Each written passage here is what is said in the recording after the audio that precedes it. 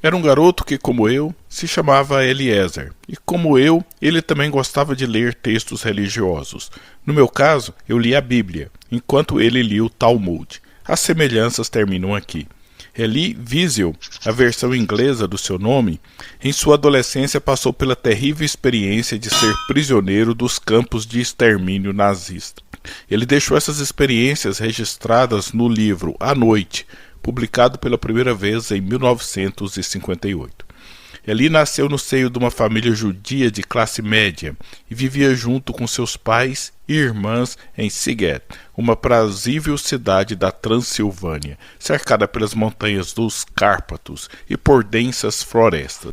Durante a Segunda Guerra Mundial, a cidade foi anexada à Hungria, e isso iria alterar radicalmente o destino dos judeus.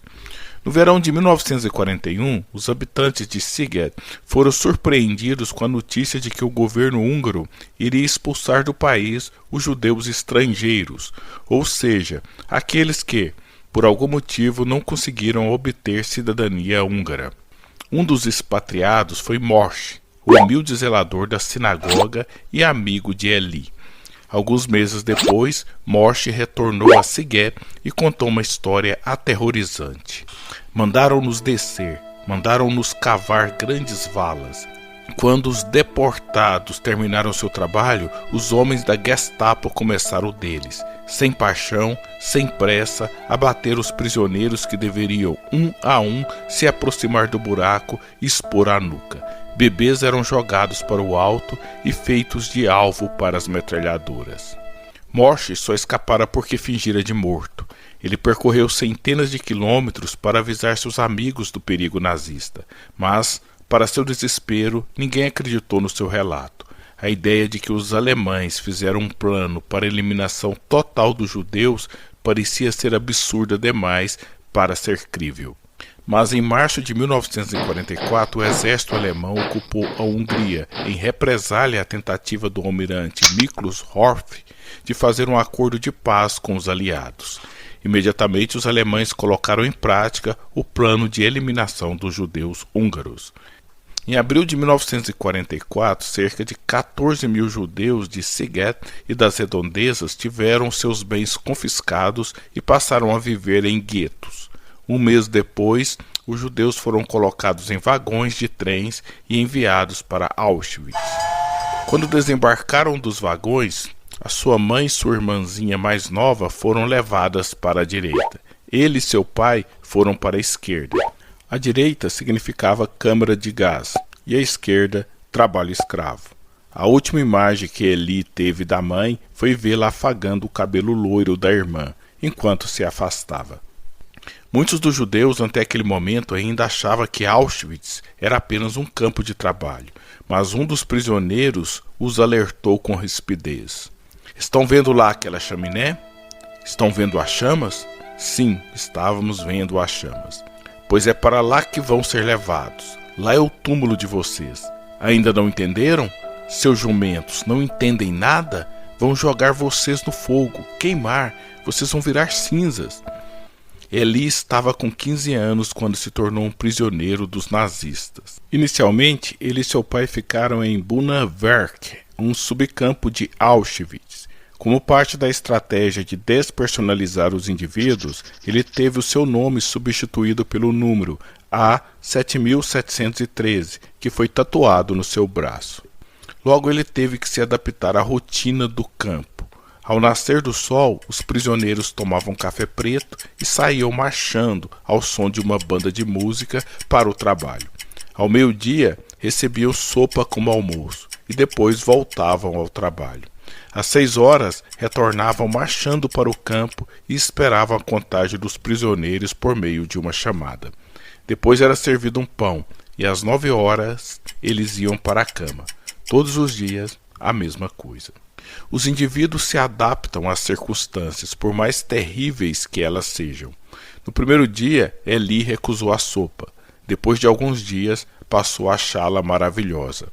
De início, ele e seu pai tiveram a sorte de ir para um bloco em que o responsável era um jovem polonês amável, que lhes receberam com as seguintes palavras reconfortantes: tenham confiança na vida, 1000 vezes confiança.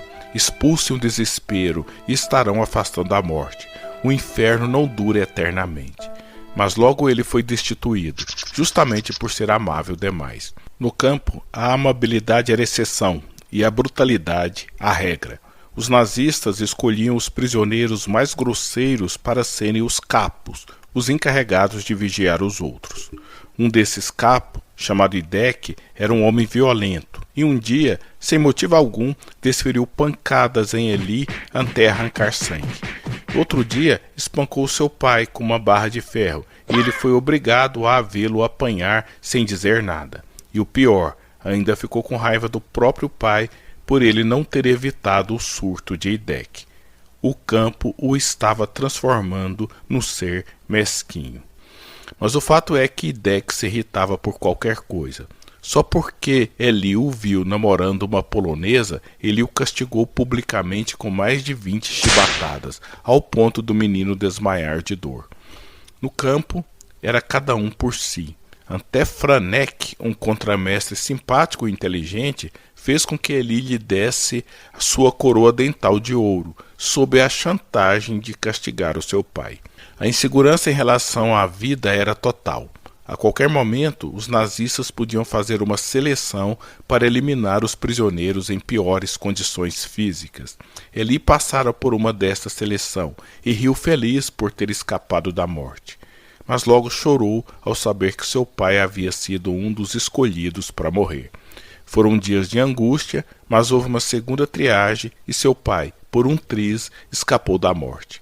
Eli, exultante, disse que ainda havia milagres sobre a terra. Mas a sua fé não sobreviveu ao horror. Dizem que algum prisioneiro anônimo escreveu nas paredes de um dos barracões de Auschwitz: "Se houver um Deus, ele terá que implorar pelo meu perdão." Eli, sem pestanejar, assinaria embaixo desta frase. Assim que chegou a Auschwitz, ele viu algo terrível. Um caminhão jogou vários bebês, alguns deles vivos, numa vala em chamas. Ele escreveu: "Nunca esquecerei aquela fumaça. Nunca esquecerei os rostinhos das crianças cujos corpos vi se transformarem em espirais sob um firmamento calado. Nunca esquecerei aquelas chamas que consumiram minha fé para todo sempre. Nunca esquecerei o silêncio noturno que me tirou por toda a eternidade o desejo de viver. Nunca esquecerei aqueles momentos que assassinaram meu Deus e minha alma, em que meus sonhos assumiram a face do deserto." Em outro momento, Eli viu o enforcamento de um menino que teria participado da explosão da central elétrica de Buna. O menino demorou mais de meia hora para morrer, e os prisioneiros foram obrigados a contemplar a sua agonia. Alguém perguntou: "Onde está Deus?" Eli respondeu para si mesmo: "Onde ele está? Bem ali, pendurado nessa forca." Por tudo o que viu e sofreu, o menino religioso, estudioso do Talmud, deixou de existir. Como ele mesmo disse, uma chama negra tinha penetrado em minha alma e a devorado. Nem todos os prisioneiros se tornaram céticos nos campos de extermínio. A religião é algo tão poderoso que muitos judeus, apesar de desnutridos e esfomeados, defendiam que deveriam jejuar no Yom Kippur. Eli evidentemente não jejuou, e o ato de ingerir a sopa naquele dia foi um protesto contra o silêncio de Deus. Ele conheceu um velho rabino que se chamava Akiba Drumer, que rezava constantemente e recitava páginas inteiras do Talmud, mas que também perdeu a fé diante de tanto sofrimento. O rabino disse: "Estou sofrendo o inferno na alma e na carne. Onde está a misericórdia divina? Onde está Deus? Como posso? Como é possível acreditar nesse Deus de misericórdia?"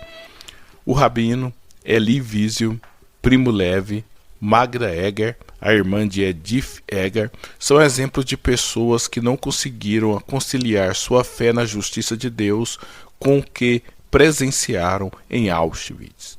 Em janeiro de 1945, o pé direito de Eli inchou tanto por causa do frio que ele não conseguia nem pisar no chão.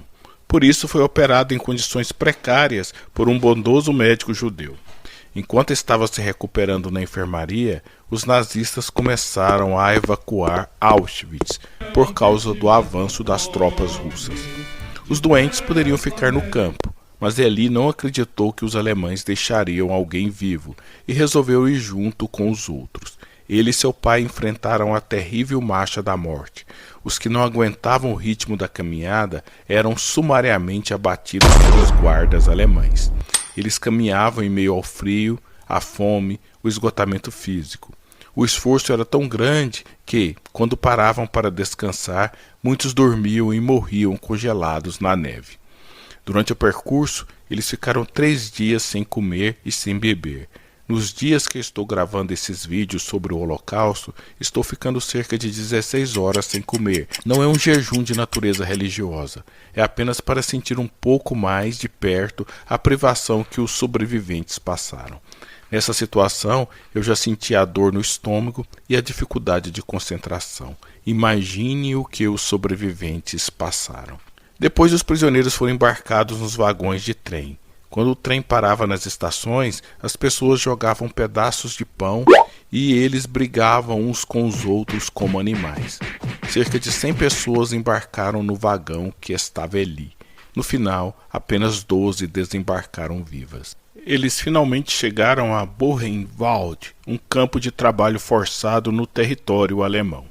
Há uma foto de Eli e outros prisioneiros nas beliches de um dos barracões. Lá o seu pai foi acometido por uma forte disenteria. Eli, um garoto, teve que cuidar do pai doente, que às vezes era agredido por outros prisioneiros. Um dia o pai, delirando por causa da febre, começou a chamar pelo seu nome. Um oficial alemão, irritado por ele não parar de falar, deu-lhe uma cacetada brutal na cabeça. O pai doente sendo agredido e ele não teve como fazer nada. Tinha medo. Meu corpo tinha medo de ser espancado também. Meu pai ainda soltou um gemido rouco e foi meu nome, Eliezer. Ele ficou debruçado sobre o pai até ele finalmente morrer. Por causa disso desabafou. Nunca vou perdoar o mundo por ter me acuado e me forçado a isso. Algumas semanas depois, os americanos chegaram. Elie Wiesel havia sobrevivido, mas não era mais o mesmo. Ninguém que passou por aquilo preserva sua alma intacta. Ele afirmou que escreveu à noite para evitar o esquecimento, pois esquecer os mortos seria matá-los pela segunda vez. Nesse sentido, o livro é um testemunho no tribunal da história para mostrar o que os humanos são capazes de fazer um com os outros por causa de ideologia. É preciso lembrar para não repetir. Até o momento em que estou fazendo esse vídeo, já li os relatos de Edith Eva Eger, de Primo Levi, de Eva Schoss e de Anne Frank. Todos são angustiantes, mas nenhum possui palavras tão incandescentes como as de Elie Wiesel. Elie morreu em 2016 com 87 anos. Teve uma vida plena. Casou-se com Marion Wiesel e teve um filho que ele colocou o mesmo nome do seu pai, Shlomo. Escreveu dezenas de livros, ganhou o Nobel da Paz em 1986 e diversos outros prêmios importantes. Como ele disse certa vez, o oposto da vida não é a morte, é a indiferença. Que nenhuma noite seja escuro bastante para nos fazer indiferentes à dor do outro. Shalom Aleichem.